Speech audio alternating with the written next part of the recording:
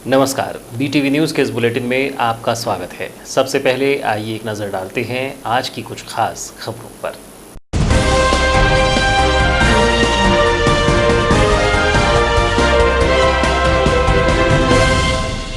जिले में पहुंचा लाखों की संख्या में टिड्डी दल। 27 मई की रात्रि 12 बजे जिले की सीमा में किया प्रवेश। खेतों में लगी सब्जियों सहित फसलों को पहुंचाया नुकसान। जिले में पहुंचते ही 3 से 4 दलों में बढ़ चुका है टिड्डी दल। जिले के खैलांजी ब्लॉक में मौजूद है टिड्डी दल। फायर वाहनों से किया गया कीटनाशक का छिड़काव। बालाघाट नगर पालिका का वित्तीय बजट तैयार। 157 करोड़ के बजट में सिटी डेवलपमेंट का खाका। पहली बार गैर राजनीतिक वित्तीय बजट नगर विकास के कार्यों को दी प्राथमिकता। आवास योजना एवं सौंदर्यीकरण पर होगा अधिक व्यय। बीते वर्ष था 256 करोड़ का बजट, अब 99 लाख की कटौती। सरकार बदलने के साथ बदली प्राथमिकताएं। प्रशासन से नहीं मिली मदद तो खुद सफाई में जुटे मछुआरे। नगर के मध्य स्थित देवी तालाब का है मामला। मछुआरों ने स्वयं ही प्रारंभ की तालाब की सफाई। विगत 4 दिनों से जल कुंभी निकालने का कर रहे हैं कार्य। मछलियों को मरता देख मछुआरे उतरे तालाब में। 400 परिवारों का पेट पालने 5 मछुआरे कर रहे हैं सफाई।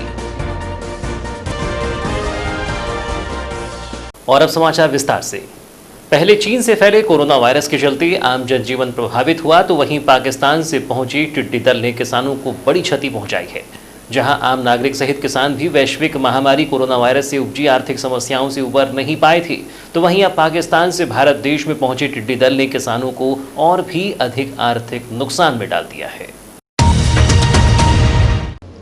पाकिस्तान से होते हुए राजस्थान की ओर से आए टिड्डी दल ने मध्य प्रदेश में भी मुसीबत बढ़ाई हुई है। इनका फैलाव और संख्या करोड़ों में होने से मुकाबला आसान नहीं होता है। पौधों से लेकर पेड़ जिस पर यह दल बैठता है वो सब चट कर देता है। जहां भी यह दल पहुंच रहा है वहां मादा टिड्डी हजारों लाखों की संख्या में अंडे छोड़ती जा रही है, जो 2 हफ्तों में बाहर आते हैं। इसलिए टिड्डी दल से निपटना बहुत बड़ी चुनौती है। टिड्डी दल का प्रवास मौसम, हवा और भोजन की उपलब्धता पर तय होता है। कोई तय रूट नहीं है। इसके अलावा रसायनों से मरी हुई टिड्डियों से किसी तरह का कोई नुकसान नहीं होने की संभावना है। मध्य प्रदेश में टिड्डी दलों का आतंक बढ़ता जा रहा है। टिड्डी दल ने प्रदेश में 27 साल बाद हमला किया है। प्रदेश के कई जिलों में टिड्डी दल का प्रकोप जारी है। गुरुवार को बालाघाट जिले के खैरलांजी क्षेत्र में लाखों टिड्डियों ने खेत में खड़ी सैकड़ों एकड़ की फसल और सब्जियों को नुकसान पहुंचाया। प्रशासन और किसानों ने उन्हें मारने और भगाने का प्रयास किया, लेकिन सफलता नहीं मिली। वहीं दूसरी तरफ टिड्डी दल के प्रभावी नियंत्रण और रोकथाम के लिए सतत कार्यवाही की जा रही है। जानकारी के अनुसार 27 मई की दरमियानी रात खेतों में लगी फसलों को भारी नुकसान पहुंचाने वाला टिड्डी दल पड़ोसी महाराष्ट्र राज्य के भंडारा जिले की तुमसर तहसील से बालाघाट जिले में प्रवेश कर गया है। टिड्डी को भगाने और उसके खात्मे के लिए कृषि विभाग का अमला जुट गया है। उप संचालक कृषि CR गौर ने बताया कि टिड्डी दल ने खैरलांजी तहसील के ग्राम चिचोली से बालाघाट जिले में प्रवेश किया है। ग्राम चिचोली के बाद टिड्डी दल कुमली, कटोरी, भंडारबोड़ी होते हुए मिरगपुर, मुरझड़ होते हुए महारासिवनी तहसील से ग्राम लालपुर तक पहुंच गया है। टिड्डी दल को भगाने के लिए कृषि विभाग का अमला मौके पर पहुंच गया है और कीटनाशकों का छिड़काव कर उसके खात्मे का प्रयास कर रहा है।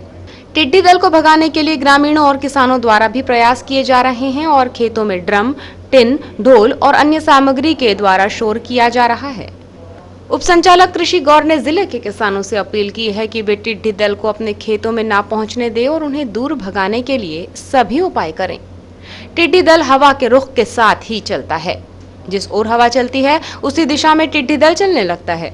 किसान अपने खेत में लगी फसलों को बचाने के लिए जुट जाएं और टिड्डी दल को भगाने में पूरा जोर लगा दें, अन्यथा ये दल उनके खेत में लगी सारी फसलों को और पेड़ों की हरियाली को चट कर साफ कर देगा। जो पूरा हमला लगा हुआ है, तो क्या मामला है सर ये टिड्डी दल का? ये टिड्डी दल है जो महाराष्ट्र से आया हुआ है अपने जिले में। ये चिचोली गांव है विकासखंड खैरलांजी का, जिसमें लाखों करोड़ों की संख्या में टिड्डी दल आया हुआ है, जिसका नियंत्रण हम कर रहे हैं। टीम हमारे पास में फायर ब्रिगेड है। पूरे गाँव वालों से हमने चर्चा की है। सबको बोला है कि अपने अपने खेत में जाके आवाज़ करें, ढोल बजाएं, बाजा बजाएं, गाना बजाएं, कुछ भी तेज आवाज़ जैसे करेंगे तो यहाँ पे रुकेगा नहीं, यहाँ से उड़ते जाएगा। और जितना ज़्यादा अगर हम आवाज़ करें करेंगे उतना ये उड़ते जाएगा, तो ज़्यादा से ज़्यादा आगे दूसरी जगह पे अपने गांव से दूसरे गांव में चला जाएगा। सर जैसे इसका एग्जैक्ट लोकेशन आप जैसे पता कर रहे हैं और ये उड़ के जा रहा है, तो फिर ये कहाँ रुकेगा, ऐसा कुछ अनुमान है इसका? ऐसा कुछ अनुमान नहीं है, लगभग एक दिन में 100 से 150 किलोमीटर तक चला जाता है। अगर इसको हवा तेज चली तो ये ज़्यादा जल्दी ज़्यादा जाएगा, और हवा तेज अगर नहीं चलेगी तो फिर ये थोड़ा धीरे धीरे जाएगा। हम देख रहे हैं सर जो फायर लगी हुई है यहाँ पे, तो जो स्प्रे किया जा रहा है सर, उसमें दवाई का छिड़काव है? हाँ, उसमें दवा है, क्लोरोपेरिफास है 50% और उसमें 5% साइपर, जिसका उसमें दिया जाए। अभी सर इसका सफाया कैसे हो पाएगा? इसका सफाया तो सबसे अच्छा कंट्रोल होता है रात में, सुबह 4 बजे के करीब ये बैठ जाता है जहाँ पे बैठता है रात में, तो सुबह 4 बजे से लेकर सुबह के 8 बजे तक हम स्प्रे करेंगे उसमें फिर से। अभी तो जो क्या है जहाँ पे बैठ गया है ज़्यादा तो झाड़ पे हम कर रहे हैं, बाकी इसका सही जो उपयुक्त समय है वो सुबह 4 बजे के करीब, 4 बजे से सुबह 8 बजे तक इसका, जब जहाँ पे ये बैठता है रात्रि विश्राम जो करता है वहाँ पे स्प्रे कम करते हैं, तो वहाँ पे ज़्यादा संख्या में हम मारते हैं एक जगह पे। सर मान लो ये अगर ऐसी जगह पे बैठा हो जहाँ पे फायर नहीं पहुँच सकती है, तो तब क्या करेंगे आप? वहाँ पे ट्रैक्टर चले तो हमारे पास में वो हैं स्प्रेयर हैं, उनको हम ले जाएंगे ट्रैक्टर चले तो उसमें, और उससे फिर हम दवा का स्प्रे करें। किसान लोग भी सही। जानकारी के अनुसार टिड्डी दल से निपटने 27 मई की रात्रि में बालाघाट वारासिवनी का फायर अमला जिले के सीमावर्ती ग्राम मोवाड़ पहुंच गया था, जहां रात्रि लगभग 12 बजे टिड्डी दल ने तुमसर के रास्ते बालाघाट जिले की सीमा में प्रवेश किया, जिसके बाद रात्रि से ही फायर अमले के द्वारा फायर वाहनों से टिड्डी दल पर कीटनाशकों का छिड़काव किया गया। लेकिन हवा के रुख के चलते ये टिड्डी दल सीमावर्ती ग्रामों से बढ़ते हुए खैरलांजी क्षेत्र में आ चुके हैं। हालांकि इस दौरान टिड्डी दल को भगाने बच्चे, युवा और बुजुर्ग हाथों में थालियां सहित अन्य आवाज करने वाले उपकरण लेते हुए भी दिखाई दिए, जबकि फायर वाहनों, पुलिस विभाग के अमले ने अपने वाहनों के सायरन बजाकर टिड्डी दल को भगाने का भरसक प्रयास किया।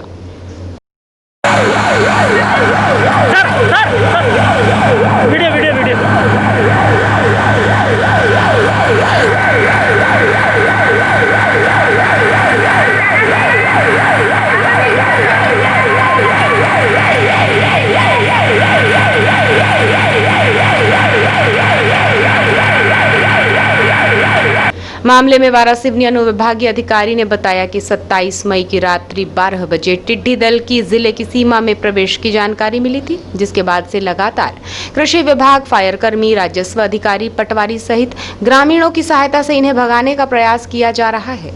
उन्होंने बताया कि अधिक संख्या में होने से कीटनाशक का प्रभाव कम ही दिखाई दे रहा है। हवा के रुख के सहारे ये दल धीरे धीरे आगे बढ़ रहा है। उन्होंने बताया कि जिले की सीमा में प्रवेश करने के बाद ये टिड्डी दल लगभग 3 से 4 दलों में बढ़ चुका है। स्थिति अभी सामान्य है। गर्मी के मौसम में अत्यधिक फसलें नहीं होने के चलते फसलों को कम नुकसान हुआ है। जिन कृषकों के द्वारा सब्जियां लगाई गई थी उन खेतों में टिड्डी दल का अधिक प्रकोप देखा गया है। फिलहाल स्थिति नियंत्रण में है, जल्द ही नुकसान का आकलन करवाया जाएगा। सत्ता और विपक्ष की नोकझोंक और हंगामे के बीच चर्चा में रहने वाला नगर पालिका का बजट इस बार प्रशासनिक हो गया है। निकाय में कार्यकाल समाप्त हो गया था, जिसके बाद प्रशासक की जिम्मे नगर विकास की बागडोर थी और वित्तीय वर्ष 2020-2021 के लिए नगर पालिका बालाघाट में 157 करोड़ से अधिक राशि व्यय करने के लिए राज्य सरकार को बजट अनुमोदन के लिए भेज दिया गया। संभवतः पहली बार ऐसा मौका आया है जब नगर पालिका का बजट राजनीतिक न होकर गैर राजनीतिक यानी प्रशासनिक है, जिसमें गैर जरूरी कार्यों में व्यय करने की बजाय नगर विकास को प्राथमिकता दी गई है।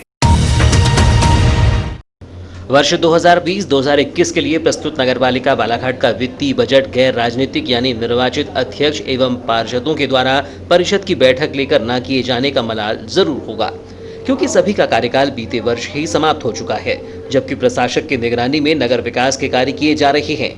देखा जाए तो वर्ष 2019 के अंत में निकाय चुनाव होकर नई परिषद का गठन हो जाना था, लेकिन सरकार बदली तो उसकी प्राथमिकताएं भी बदल गई और तत्कालीन कांग्रेस सरकार द्वारा परिसीमन के बाद ही चुनाव कराने की कार्य योजना बनाई थी और परिसीमन में लंबा वक्त बीत गया, जिससे चुनाव 6 माह के लिए टल गए। वर्तमान में कोरोना संकट आ गया और साथ ही साथ तख्ता पलट भी हो गया, जिससे भाजपा सरकार को फिर सत्ता में आने का मौका मिल गया और अब निकाय चुनाव कब होंगे यह कहा नहीं जा सकता। यह पहला मौका है जब परिषद में निर्वाचित जनप्रतिनिधियों के बगैर नगर पालिका का बजट आया है।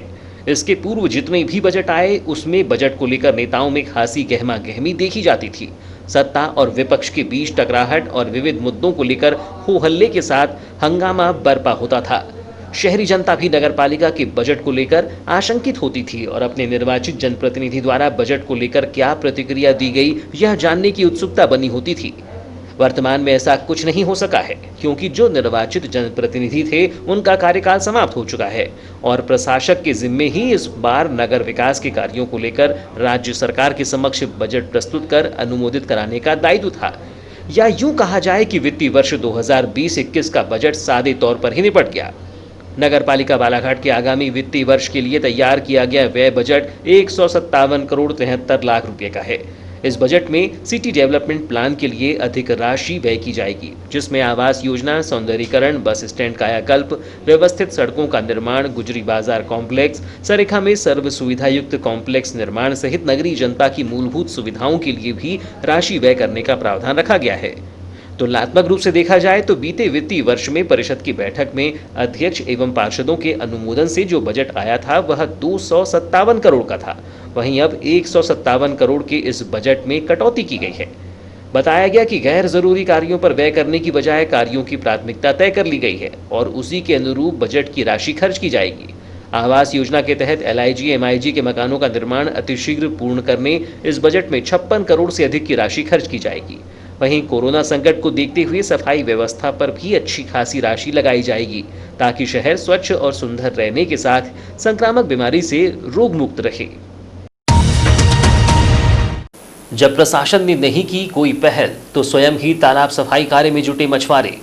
जी हां, कुछ ऐसा ही नज़ारा नगर के मध्य स्थित देवी तालाब में दिखाई दे रहा है, जहां बीते 4 दिनों से अपनी जीविका के साधन को बचाने स्वयं ही तालाब में उतरकर तालाब में भारी मात्रा में फैल चुकी जलकुंभी को साफ करने में जुट गए हैं। मछुआरों की माने तो अगर उनके द्वारा तालाब में जलकुंभी नहीं निकाली जाती है तो शायद पूर्व वर्ष की भांति तालाब से दुर्गंध और बीमारियां बढ़ने का खतरा सामने आ जाएगा। कई वर्षों से विवादों के घेरे में रहा नगर का देवी तालाब अब धीरे धीरे अपना अस्तित्व खोता हुआ दिखाई दे रहा है। कभी इस तालाब से मछुआरों की आजीविका चलती थी, लेकिन अब तालाब में फैली गंदगी और जलकुंभी के चलते मछुआरों से उनका ये हक भी छीन लिया गया है। यही गंदगी का आलम है कि प्रतिवर्ष गर्मी के मौसम में यहाँ के आसपास रहने वाले वार्डवासी तालाब से उठती दुर्गंध से परेशान हो जाते हैं। नगर के मध्य और वार्ड क्रमांक 6 में स्थित प्राचीन देवी तालाब अपना अस्तित्व खो रहा है। बावजूद इसके अभी तक जिम्मेदार जनप्रतिनिधियों और अधिकारियों ने इसकी सुध नहीं ली है। वैसे तो देवी तालाब का मामला न्यायालय में विचाराधीन है, जिसके चलते स्थानीय प्रशासन के द्वारा इसके जीर्णोद्धार के लिए कोई कदम नहीं उठाए जा रहे हैं।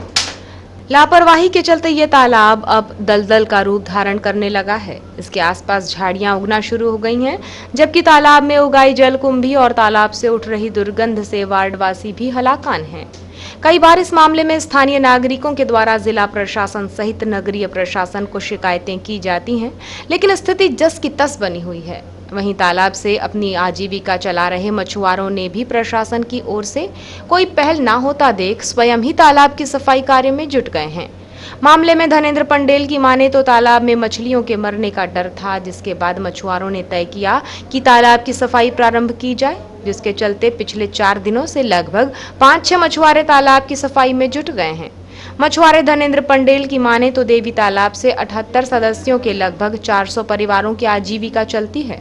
पिछले कई महीनों से तालाब में जलकुंभी और सफाई न होने से तालाब की मछलियां मरने की कगार पर पहुंच गई थी, जिसके बाद पूर्व वर्षों की भांति इस वर्ष भी तालाब से दुर्गंध आने का खतरा मंडरा रहा था। इन्होंने सोचा कि प्रशासन इस मामले में जल्द ही कोई विचार करेगा, लेकिन जब प्रशासन ने इस ओर कोई ध्यान नहीं दिया तो अपनी मछलियों को मरता देख अब मछुआरे ही लॉकडाउन और सोशल डिस्टेंसिंग का पालन करते हुए तालाब की सफाई में जुट गए हैं।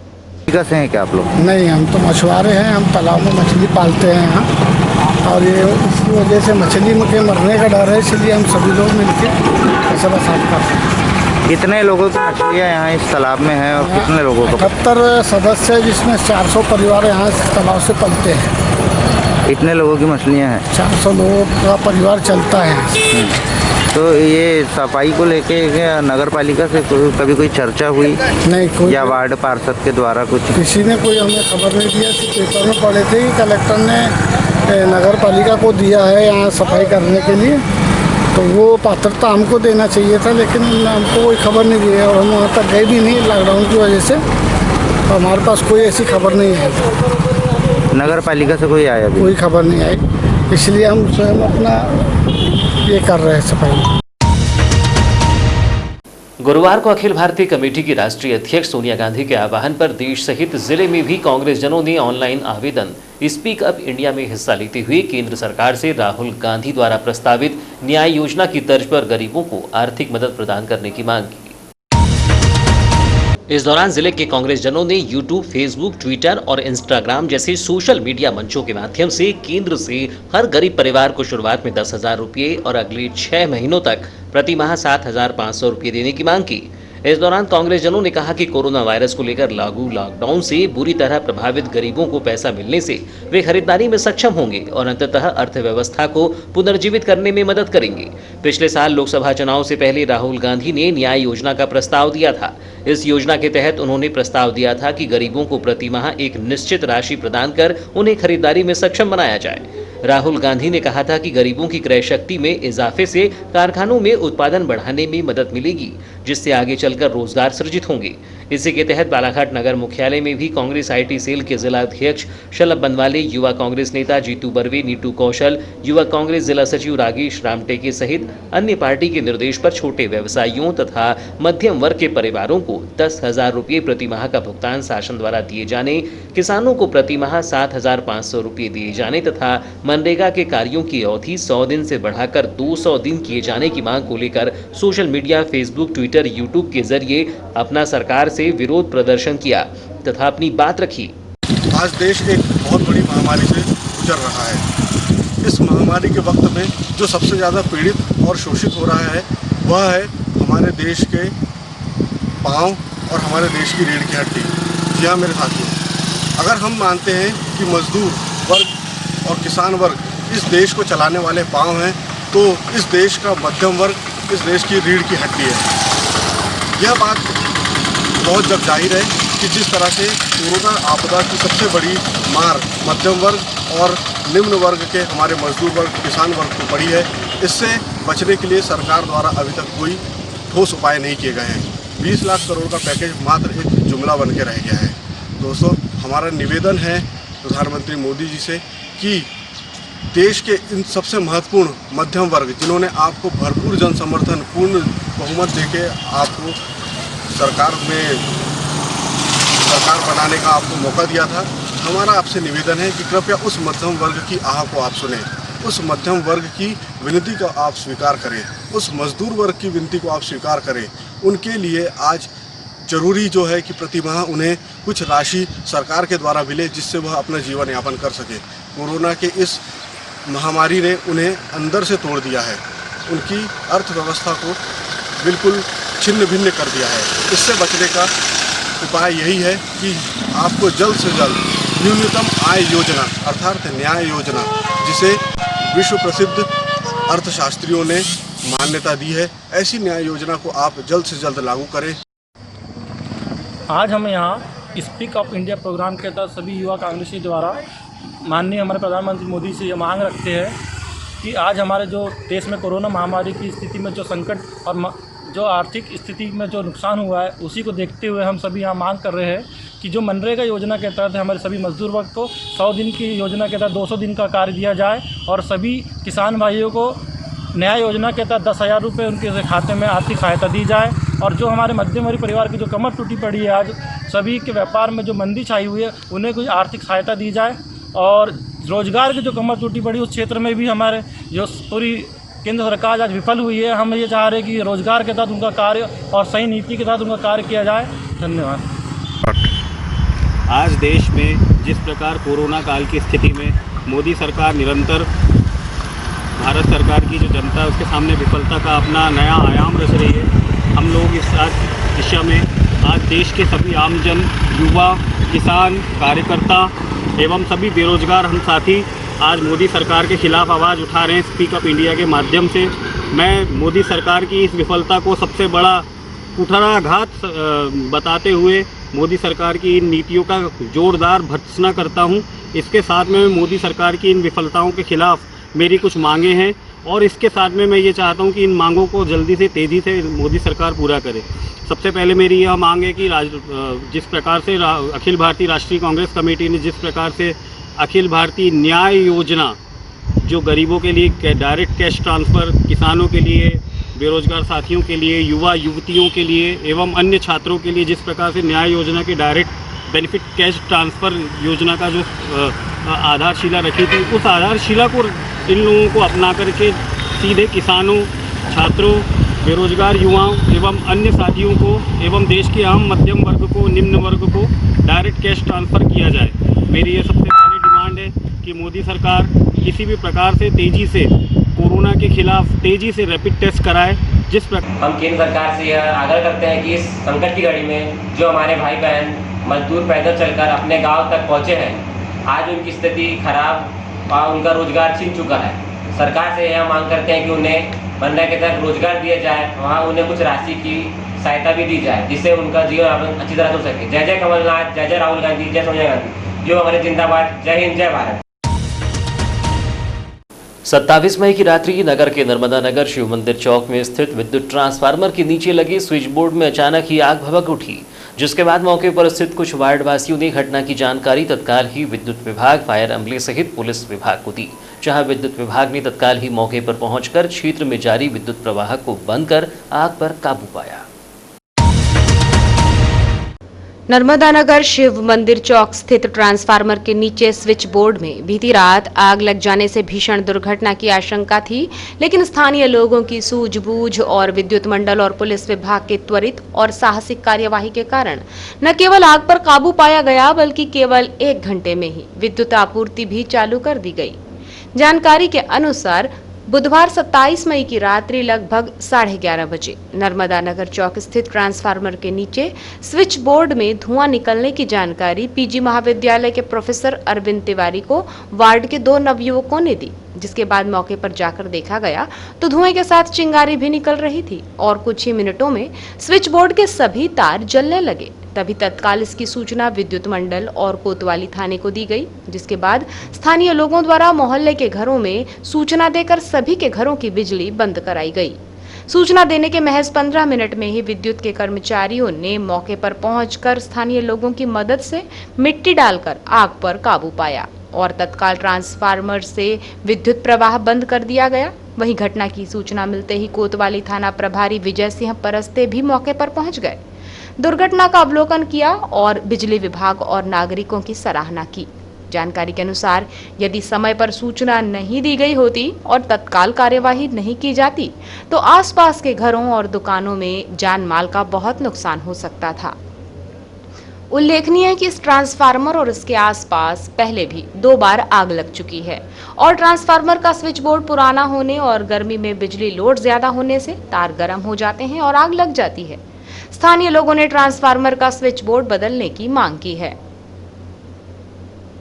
फिलहाल समाचारों में वक्त है एक छोटे से ब्रेक का। ब्रेक के बाद हम फौरन हाजिर होते हैं, तब तक बने रहिए BTV न्यूज के साथ।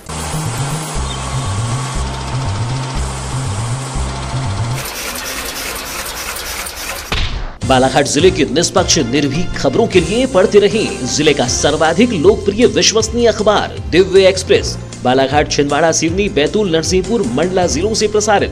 विज्ञापन हेतु संपर्क करें 9399213808, 8109853142। कार्यालय दीन बंधु चौक, बालाघाट।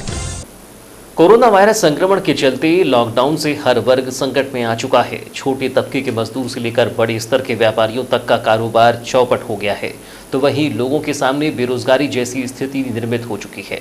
बेरोजगारी के इन हालात में एक बार फिर उन परीक्षार्थियों का दर्द छलक उठा जिन्होंने कड़ी मेहनत करके वर्ग 1, वर्ग 2 शिक्षक पात्रता परीक्षा में उत्तीर्ण होकर प्रवीण सूची में स्थान प्राप्त किया है। वर्ग 1, वर्ग 2 शिक्षक पात्रता परीक्षा में उत्तीर्ण उम्मीदवारों ने आज प्रदेश के मुख्यमंत्री शिवराज सिंह चौहान के नाम बालाघाट जिला कलेक्टर कार्यालय पहुंचकर एक ज्ञापन सौंपा है, जहां उन्होंने माह जून तक उत्तीर्ण उम्मीदवारों की नियुक्ति किए जाने की मांग की है। उन्होंने बताया कि मध्य प्रदेश के समस्त विद्यालयों में विभिन्न विषयों में बहुत अधिक संख्या के पद रिक्त हैं, तो प्रतिवर्ष कई शिक्षक सेवानिवृत्त होते हैं। साथ ही कई स्कूल संस्थाओं का शुभारंभ भी होता है। आगामी जुलाई माह में नया सत्र प्रारंभ होने वाला है, लेकिन शिक्षकों की कमी अवश्य देखने मिलेगी।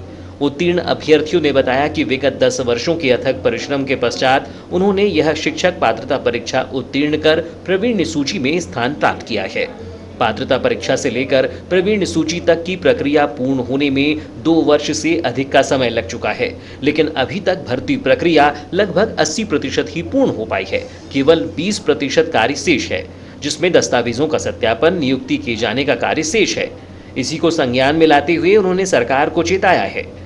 उन्होंने राजस्थान एवं उत्तर प्रदेश जैसे इन पड़ोसी राज्यों में शिक्षक पात्रता भर्ती प्रक्रिया अपने अंतिम स्वरूप में है, लेकिन मध्य प्रदेश में यह प्रक्रिया अभी भी अटकी हुई है, जिसको लेकर उत्तीर्ण उम्मीदवार काफी चिंतित नजर आ रहे हैं। उन्होंने शिक्षकों की आवश्यकता एवं समस्त उम्मीदवारों के परिश्रम संघर्ष को ध्यान में रखते हुए सरकार से शिक्षक पात्रता परीक्षा उत्तीर्ण कर प्रवीण सूची में स्थान प्राप्त करने वाले अभ्यर्थियों की नियुक्ति किए जाने की मांग की है। जी सर बताइए। जैसा कि हम आज यहाँ पे कलेक्टेड ऑफिस में ज्ञापन देने आए हुए हैं, तो हमारी शासन से यहाँ ये मांग है, आपके माध्यम से हम शासन को ये पहुँचाना चाहते हैं बात कि हमारा जो लगभग ज्वाइनिंग की जो प्रोसेस है उसमें 80% प्रोसेस कंप्लीट हो चुकी है। सिर्फ हमारा डॉक्यूमेंट वेरिफिकेशन का काम बचा हुआ है और जो है उसके बाद मेरिट लिस्ट बन करके जो है वो चयन सूची के अनुसार हमें जो है अभ्यर्थी क्वालिफाइड रहेंगे उन्हें ज्वाइनिंग मिलेगी। तो हमारा शासन से मांग है कि जब स्कूल जो है वो जुलाई अगस्त जब भी खुलेंगे तो हमारे जो डॉक्यूमेंट वेरिफिकेशन वाली जो प्रोसेस है उसे सोशल डिस्टेंसिंग का फॉलो करते के नियमों का फॉलो करते हुए जो है हमारी ज्वाइनिंग कराई जाए, क्योंकि उसमें भी प्रोसेस लगभग 1 महीना लगेगा। प्रदेश स्तर का मामला है, लिस्ट बनेगी और वापस में जो ज्वाइनिंग लेटर मिलेगा तो लगभग 2-3 महीने लग जाएंगे। तो 2-3 महीने बाद जब स्कूल खुलेंगे तो हम लोग की भी जब तक जो है वो ज्वाइनिंग प्रोसेस कंप्लीट हो चुकी होगी। तो हमारा जो शासन से यही मांग है कि हम सभी बेरोजगारों की मांग को सुनते हुए शीघ्र अतिशीघ्र इस पर कार्रवाई की जाए और आगे की प्रोसेस को कंप्लीट कराया जाए। कब से प्रभावित है सर ये जो एक्चुअली 2018 में हम लोगों ने फॉर्म भरे थे, 2019 में हम लोगों ने एग्जाम दिया, उसके बाद रिजल्ट आने में काफ़ी महीने लग गए, 7-8 महीने रिजल्ट आने में लग गए और लगभग सितंबर अक्टूबर में जब रिजल्ट आया तो उसके बाद से अभी तक तो ज्वाइनिंग हो जाना चाहिए, क्योंकि आजकल तो सारे काम वैसे भी ऑनलाइन है, कंप्यूटराइज है और सारा काम बहुत अगर शासन चाहे तो इसे बहुत त्वरित स्तर पर करा सकती है। क्योंकि इससे कहीं ना कहीं जो शिक्षक जो विद्यार्थी है जो स्टूडेंट है उनको कहीं ना कहीं जो है अच्छे शिक्षकों का अभाव होने की वजह से उन्हें अच्छी शिक्षा नहीं मिल पा रही है। बालाघाट जिले में अनुमानित कितने होंगे जो चयन नहीं हो पा रहे हैं इनका? बहुत सारे, काफ़ी संख्या में, एक्चुअली एग्जैक्ट संख्या तो मुझे नहीं मालूम, लेकिन वर्ग 1 वर्ग 2 दोनों में है और सभी सब्जेक्ट में। वर्ग 1 में लगभग 16 विषय और वर्ग 2 में लगभग 7 विषय, तो काफ़ी अभ्यर्थी। और वैसे भी ये प्रदेश स्तर का मामला है, प्रदेश स्तर की भर्ती है, क्योंकि सन 2011 के बाद 2020 लगभग होने आया, 9 साल से जो है प्रदेश में स्कूल शिक्षा विभाग में कोई शिक्षकों की भर्ती नहीं हो पाई है। तो आप सोचिए कि हमारे बच्चों को कैसे अच्छे शिक्षकों से द्वारा अध्यापन कार्य हो पाएगा और कैसे उनके उज्जवल भविष्य की हम कामना कर सकते हैं।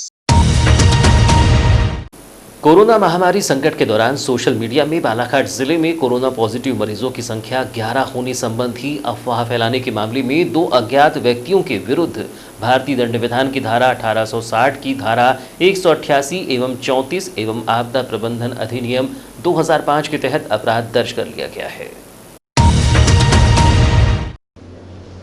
27 मई को सोशल मीडिया व्हाट्सएप पर अफवाह फैलाई जा रही थी कि खैरलांजी तहसील के ग्राम बेनी में 4 और कोरोना पॉजिटिव मरीज मिले और बालाघाट जिले में कोरोना पॉजिटिव मरीजों की संख्या बढ़कर 11 हो गई है, जबकि पूरी तरह से गलत जानकारी थी। हकीकत में 26 मई की रात्रि में आई रिपोर्ट के अनुसार ग्राम बेनी का एक मरीज कोरोना पॉजिटिव पाया गया था और उसके कारण बालाघाट जिले में कोरोना पॉजिटिव मरीजों की संख्या बढ़कर 7 हो गई थी। सोशल मीडिया पर इस अफवाह के फैलने से आम जनता में दहशत और डर का वातावरण निर्मित हो रहा था। कलेक्टर दीपक आर्य ने सोशल मीडिया व्हाट्सएप के माध्यम से फैलाई जा रही गलत जानकारी और अफवाह पर संज्ञान लेते हुए अफवाह फैलाने वालों के विरुद्ध थाने में एफआईआर दर्ज कराने और कड़ी कार्यवाही करने के निर्देश दिए हैं। इस पर मुख्य चिकित्सा एवं स्वास्थ्य अधिकारी डॉक्टर मनोज पांडे द्वारा अपने स्टाफ के साथ थाना कोतवाली बालाघाट जाकर मोबाइल नंबर 9424980272 और 9713890285 से पोस्ट की गई गलत और भ्रामक जानकारी के स्क्रीनशॉट के प्रिंट प्रस्तुत किए गए हैं। थाना कोतवाली बालाघाट में इन दोनों ही मोबाइल नंबरों के धारकों के विरुद्ध भारतीय दंड विधान की धारा 188 और 34 आपदा प्रबंधन अधिनियम 2005 के तहत अपराध दर्ज कर लिया गया है। जिले की जनता से अपील की गई है कि वो सोशल मीडिया में किसी भी तरह की गलत और भ्रामक जानकारी पोस्ट ना करें। कोई भी जानकारी या सूचना पोस्ट करने से पहले उसकी पुष्टि जरूर कर लें कि वो सही है या नहीं। गलत जानकारी पोस्ट कर अफवाह फैलाने वालों पर सख्त कार्यवाही की जाएगी और उन्हें बख्शा नहीं जाएगा। भारतीय डाक विभाग द्वारा आमजन की सुविधा के लिए इंडिया पोस्ट पेमेंट बैंक की सुविधा बालाघाट जिले में प्रारंभ कर दी गई है। इस सुविधा का लाभ कोई भी व्यक्ति ले सकता है। यह एक प्रकार का चलता फिरता एटीएम है। इस सुविधा के सुलभ होने से अब बगैर बैंक जाए भी अपने खाते से राशि निकाली जा सकती है। अधीक्षक डाकघर बालाघाट संभाग पीएन सिंगोर ने इस संबंध में बताया कि शासन द्वारा संचालित विभिन्न योजनाओं जैसे मनरेगा, प्रधानमंत्री आवास योजना, उज्ज्वला योजना, जनधन योजना आदि की राशि जो हितग्राही के बैंक खातों में जमा होती है, इनका भुगतान डाकघर के इंडिया पोस्ट पेमेंट बैंक के द्वारा अपने निकटतम डाकघर से संपर्क कर घर बैठे ही प्राप्त किया जा सकता है। इसके लिए हितग्राही को केवल अपने आधार कार्ड और मोबाइल नंबर जो उनके खातों से संलग्न है की आवश्यकता होती है। इस सुविधा के माध्यम से हितग्राही सरकार की योजनाओं का लाभ डाकघर से जुड़कर अपने घर बैठे ही प्राप्त कर सकते हैं। इंडिया पोस्ट पेमेंट बैंक द्वारा किसी भी राष्ट्रीयकृत बैंक के खाते में आम जन की जमा राशि से 10,000 रुपये तक की राशि का भुगतान किया जाता है। इसके लिए हितग्राही को अपना आधार नंबर और बैंक खाते से जुड़ा मोबाइल नंबर बताना होगा। हितग्राही के आधार नंबर से जुड़े बैंक खाते से राशि का आहरण कर हितग्राही को प्रदान कर दिया जाता है। गांव के किसी व्यक्ति का खाता दूर के बैंक में है और राशि निकालने के लिए वो बैंक नहीं जा सकता है तो इंडिया पोस्ट पेमेंट बैंक की सुविधा का लाभ ले सकता है। नगरीय क्षेत्र के लोग भी पोस्टमैन के माध्यम से इस सुविधा का लाभ ले सकते हैं। इस सुविधा का लाभ लेने के लिए हितग्राही को डाकघर जाना होगा या पोस्टमैन को सूचित करना होगा। इस सुविधा के कारण लोगों का बैंक आने जाने में लगने वाला समय बचेगा और उन्हें घर बैठे अपने खाते की राशि मिल जाएगी। वारासिनी नगर के वार्ड क्रमांक 9 में स्थित एक मकान में बुधवार की रात्रि लगभग 8:30 बजे शॉर्ट सर्किट हो जाने से आग लग गई, जिससे उस कमरे में रखा हुआ पैरा, भूसा व अन्य सामान जलकर खाक हो गया। मकान मालिक झामेलाल बिसेन के अनुसार उसे लगभग 90,000 रुपये की क्षति उठानी पड़ी है। मकान मालिक झमेलाल बिसेन ने बताया कि उनका प्रधानमंत्री आवास योजना के तहत मकान निर्माण का कार्य प्रारंभ है। उनके मकान के बगल में ही एक और कमरा है जिसमें वो अपने पशुओं को बांधता है। इस कमरे में पशुओं का चारा भी रखा रहता है। मकान निर्माण करने के कारण उनका सामान भी इस कमरे में ही रखा हुआ था और पीछे खाना बनाने का काम होता था। बुधवार की रात में भी उनका परिवार घर के पीछे खाना बना रहा था, तभी कमरे में से धुआं निकलता दिखा और जब तक वो लोग कुछ समझ पाते, कमरे में रखे हुए पैरे में आग लग चुकी थी।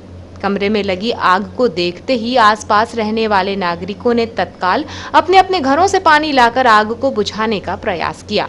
वहीं कुछ नागरिकों ने नगरपालिका के फायर ब्रिगेड को सूचना दी। नगरपालिका का बड़ा फायर ब्रिगेड मोवाड़ सीमा पर गया हुआ था, इसलिए तत्काल ही छोटा वाला पानी का टैंकर लाकर नगरपालिका के कर्मचारियों ने आग पर काबू पाने का प्रयास किया, लेकिन लगातार 2 बार टैंकर लाकर पानी का छिड़काव करने के बाद ही आग पर काबू पाया जा सका। इस आगजनी में कमरे के अंदर रखा हुआ पूरा पैरा, भूसा और अन्य सामग्री जलकर खाक हो गई, जिसमें मकान मालिक झमेलाल बिसेन को लगभग 90,000 रुपये का नुकसान होने की संभावना व्यक्त की जा रही है। आशंका व्यक्त की जा रही है कि आग शॉर्ट सर्किट की वजह से लगी होगी। मध्य प्रदेश एवं महाराष्ट्र राज्य के बीच से बहने वाली बावनथड़ी नदी की प्रवाहित जलधारा पिछले 4 माह पहले ही सूख गई है। इस कारण नदी के किनारे बसे गांव में जल संकट गहराने लगा है। नदी का पानी सूखने से जल स्तर काफी नीचे चला गया है। परिणाम स्वरूप क्षेत्र के बोरवेल, कुआं, तालाब व अन्य जल स्रोतों ने दम तोड़ना शुरू कर दिया है। ग्रामीणों को निस्तार के पानी के लिए भी काफी मशक्कत करनी पड़ रही है। वहीं खेतों में लगी गन्ने व हरी साग सब्जियों की फसलों पर भी असर पड़ा है। दोनों राज्यों के बावनथड़ी नदी के किनारों पर स्थित लगभग आधा सैकड़ा गांवों के खेतों में सिंचाई के लिए अब बावनथड़ी नदी में पानी छोड़े जाने की मांग उठने लगी है। जानकारी के अनुसार कुछ वर्ष पूर्व बावनथड़ी नदी पर मध्य प्रदेश और महाराष्ट्र राज्य द्वारा संयुक्त रूप से अति महत्वाकांक्षी राजीव सागर परियोजना बांध का निर्माण कराकर वर्ष 2012 से जल संचय कराना प्रारंभ किया गया था, जिसका पानी दोनों राज्यों के लगभग लाखों किसानों के लिए वरदान साबित होकर समय समय पर खेतों की सिंचाई हेतु छोड़ा जाता था। लेकिन जब से राजीव सागर परियोजना का निर्माण होकर बावनथड़ी नदी के पानी को बांध में जल संचय हेतु रोका गया है, तब से बावनथड़ी नदी के किनारों के आसपास का जल स्तर दिनों दिन लगातार नीचे गिर रहा है। बताया गया है कि बांध के नीचे से 50 किलोमीटर दूर ग्राम मोवाड़ तक बहने वाली बावनथड़ी नदी बांध में पानी रोकने के कारण समय से पहले ही सूख जाती है। परिणाम स्वरूप वर्ष 2015 से प्रतिवर्ष क्षेत्र की पठार संघर्ष समिति की मांग के आधार पर शासन प्रशासन द्वारा भीषण गर्मी में राजीव सागर बांध का पानी बावनथड़ी नदी में मांग और जरूरत के आधार पर छोड़ा जाता है। जानकारी के अनुसार वर्ष 2020 की शुरुआत ही बेमौसम बारिश से हुई, जो कि 8 से 15 दिन के अंतराल में लगातार मई माह तक होती रही, जिसे देखकर ऐसा प्रतीत हो रहा था कि इस वर्ष भीषण गर्मी में भूजल स्तर में गिरावट नहीं आएगी। लेकिन जैसे ही मई माह के अंत में नौतपा शुरू हुआ है, वैसे ही पीने के लिए और सिंचाई के लिए पानी की दिक्कतें महसूस होने लगी हैं। खैरलांजी कटंगी के पठार क्षेत्र के करीब 1 दर्जन गांव की नल जल योजनाएं भी बंद पड़ गई हैं। जंगली जानवर पानी की कमी के कारण ग्रामीण क्षेत्रों में प्रवेश कर रहे हैं। यदि मानसून जून माह में नहीं आया तो सभी प्रकार की फसलें चौपट होने के कयास लगाए जा रहे हैं। जिले के पठार क्षेत्र के मुख्य किसानों, पठार संघर्ष समिति और जनप्रतिनिधियों ने निवेदन कर नदी में राजीव सागर बांध से पानी छोड़ने की मांग की है, ताकि नदी क्षेत्र के कुओं और बोरवेल का जल स्तर बना रहे और किसानों को सिंचाई के लिए पर्याप्त पानी मिल सके। बाइट। मैं दीपक पुष्पतोड़े, ग्राम आंजनब्रिज से और संयोजक पठार संघर्ष समिति। आज ये पठार क्षेत्र में बावनथड़ी नदी पे ये जो गन्ने की जो फसल है पूरी सूखती हुई नजर आ रही, जिसका कारण है कि आज वाटर लेवल पूरा नीचे चला गया है। अतः प्रतिवर्षानुसार पठार संघर्ष समिति जो मांग करती है कि राजीव सागर बांध का पानी बावनथड़ी नदी में छोड़ा जाए, उस मांग को आज पुनः वर्ष 2020 में भी इसकी आवश्यकता पड़ी है। और आज हम पठार संघर्ष समिति के माध्यम से मांग करते हैं शासन प्रशासन से कि शीघ्र राजीव सागर बांध का पानी बावनथड़ी नदी में छोड़कर किसानों को लाभान्वित करें, और वैसे ही जो नल जल योजनाएं हैं उनका कुओं का वाटर लेवल भी ऊपर आएगा और पीने के पानी की समस्या से निजात मिलेगी। मुख्यालय परसवाड़ा सहित आसपास के ग्रामों में नौतपा के इस मौसम में जब गर्मी शबाब पर है, बिजली विभाग द्वारा लगातार मध्य रात्रि में बेवजह अघोषित बिजली कटौती की जा रही है, जिससे ग्रामीणों को रत जगह करने पर मजबूर होना पड़ रहा है। बिजली के मध्य रात्रि में चले जाने से ग्रामीण जन गर्मियों में लगातार परेशान हो रहे हैं। आए दिन बिजली कर्मचारियों से बिजली जाने की शिकायतों के बावजूद भी बिजली जाने की समस्याओं में लगातार इजाफा हो रहा है, जिससे परसवाड़ा के आसपास से लगे ग्राम कुरेंडा, बड़गांव, चीनी, भिड़ी, दलवाड़ा, फतेहपुर एवं भादुकोटा, भीकेवाड़ा, डोंगरिया, चन्ना, कन्नई, घोड़ादेही, झालीटोला, लोटमारा, खर्रा, नाटा के ग्रामीण जनों में आक्रोश है। इधर व्यवस्थाओं को सुधारे जाने हेतु बिजली विभाग के आला अधिकारियों द्वारा ध्यान नहीं दिया जा रहा है। वहीं ग्रामीण क्षेत्रों में कभी भी बेवजह घंटों ही बिजली की कटौती कर दी जाती है, जिससे ग्रामीण जनों में भारी आक्रोश है। प्रदेश जब बिजली सरप्लस बन चुका है, ऐसे में लगातार ग्रामीण क्षेत्रों में बिजली कटौती का होना समझ से परे है। 27 मई की रात्रि तकरीबन आधी रात 1 बजे से परसवाड़ा सहित पूरे क्षेत्र में बिजली नहीं थी, जिसके चलते सारी रात ग्रामीण जन गर्मी से परेशान होते रहे। वहीं सुबह तकरीबन 7 बजे के आसपास बिजली कुछ समय की प्रदान किए जाने के पश्चात 8 बजे के आसपास फिर काट दी गई, जिसके बाद बिजली के आने जाने का क्रम लगातार जारी रहा। ग्रामीणों द्वारा बताया जा रहा है कि विगत कई दिनों से बिजली विभाग द्वारा रात्रि में कभी भी बिजली कटौती कुछ घंटों के लिए कर दी जाती है। नौतपा के पूर्व ग्रामीण क्षेत्रों में लगातार घंटों लंबी कटौती की जा रही थी, जो वर्तमान में तापमान में वृद्धि के साथ ग्रामीण क्षेत्रों में बिजली कटौती का क्रम लगातार जारी है। ग्रामीणों का कहना है कि कुछ समय पहले उनके द्वारा कटौती के संदर्भ में शिकायत भी की जा चुकी है, परंतु अभी भी व्यवस्था सुधारी नहीं जा सकी है।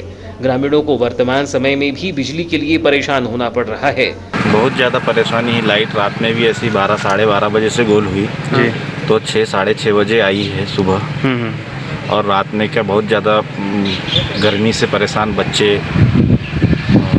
घर में सियाने लोग भी हैं, वो भी सामने बाहर सो नहीं पाते। और छोटे छोटे बच्चे हैं। लाइट 12:30 बजे से जो गोल हुई तो सुबह सुबह आई है 6 बजे करीब। ऐसा उसके पहले भी होते रही अब लाइट? उससे पहले तो क्या होती थी, 2-4 बार होती है, फिर दे देते हैं बार बार ट्रिप करके, जैसे 9, 9:30 बजे, 10 बजे रात में एक बार ट्रिप करना, फिर 11 बजे फिर रहती है। पर ये जो कल रात में 12:30 बजे से जो 9 तपे के समय में लाइट गोल हुई, उससे बहुत ज़्यादा परेशानी घर पे सभी, मैंने बाल बच्चों को, हमको रात भर सो नहीं पाया आदमी। 1 बजे से जो नींद खुली तो सुबह तक के हम सो नहीं पाए गर्मी। क्या चाहते हैं आप? वही अभी गर्मी के समय में तो रात के समय यानी नहीं काटना चाहिए। अच्छा।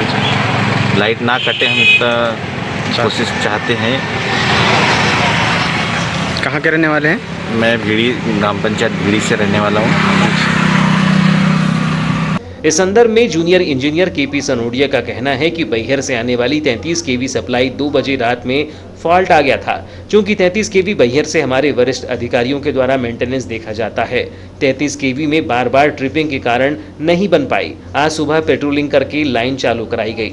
ग्रामीण क्षेत्रों में होने वाली कटौती नहीं है, वह प्री मानसून मेंटेनेंस चल रहा है। 11 केवी के पास ट्री कटिंग आदि के कारण ऐसा हो रहा है। साथ ही जहां कहीं सामग्री नहीं है या समस्याएं आ रही है, वहां सुधार कर ठीक किया जा रहा है। चूंकि परसवाड़ा क्षेत्र में चन्ना फीडर 110 किलोमीटर, लिंगा फीडर 140 किलोमीटर होने की वजह से कुछ समस्याएं आ जाती हैं। कुछ पेड़ की डालियां, पुराने पोल आदि होने के कारण उन्हें सुधारने का काम किया जा रहा है। बाकी कटौती जैसा कुछ भी नहीं किया जा रहा है। बाइट की सप्लाई आती है जी, वो 2 बजे रात को फॉल्ट हो गई थी जी। उन्होंने 2-3 एक तो बार चार्जिंग की, उन्होंने फॉल्ट घोषित कर दिया जी।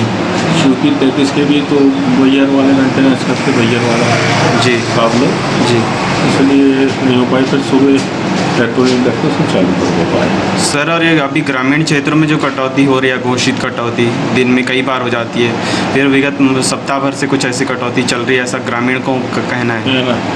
कटौती नहीं है एक्चुअल, हमारा थोड़ा सा मेंटेनेंस है, प्री मानसून मेंटेनेंस जी। 11 के भी लाइन जो यहाँ ट्री कटिंग वगैरह आ रही है वो है जी। और साथ ही DTR जो अपने जहाँ कहीं रोबस्ट नहीं है, लीड नहीं है, कुछ प्रॉब्लम आ रही है जी जी, तो उसको ठीक कर रहे हैं हमारे लाइन स्टाफ जी। तो कटौती तो नहीं है यहाँ से, या कोई अभी एक्चुअल बहुत लंबी लंबी लाइन है अपनी जी।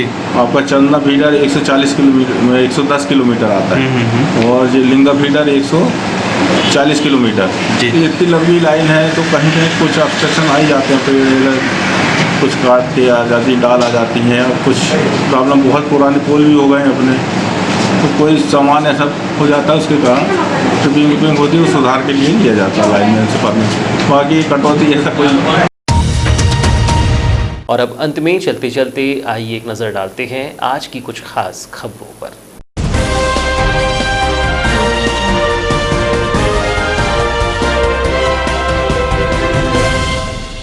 जिले में पहुंचा लाखों की संख्या में टिड्डी दल। 27 मई की रात्रि 12 बजे जिले की सीमा में किया प्रवेश। खेतों में लगी सब्जियों सहित फसलों को पहुंचाया नुकसान। जिले में पहुंचते ही 3 से 4 दलों में बढ़ चुका है टिड्डी दल। जिले के खैलांजी ब्लॉक में मौजूद है टिड्डी दल। फायर वाहनों से किया गया कीटनाशक का छिड़काव। बालाघाट नगर पालिका का वित्तीय बजट तैयार। 157 करोड़ के बजट में सिटी डेवलपमेंट का खाका। पहली बार गैर राजनीतिक वित्तीय बजट नगर विकास के कार्यों को दी प्राथमिकता। आवास योजना एवं सौंदर्यीकरण पर होगा अधिक व्यय। बीते वर्ष था 256 करोड़ का बजट, अब 99 लाख की कटौती। सरकार बदलने के साथ बदली प्राथमिकताएं। प्रशासन से नहीं मिली मदद तो खुद सफाई में जुटे मछुआरे। नगर के मध्य स्थित देवी तालाब का है मामला। मछुआरों ने स्वयं ही प्रारंभ की तालाब की सफाई। विगत 4 दिनों से जल कुंभी निकालने का कर रहे हैं कार्य। मछलियों को मरता देख मछुआरे उतरे तालाब में। 400 परिवारों का पेट पालने 5 मछुआरे कर रहे हैं सफाई। तो ये थी अब तक की खबरें। नई खबरों के साथ एक बार फिर हम हाजिर होंगे, तब तक के लिए दीजिए इजाजत। नमस्कार।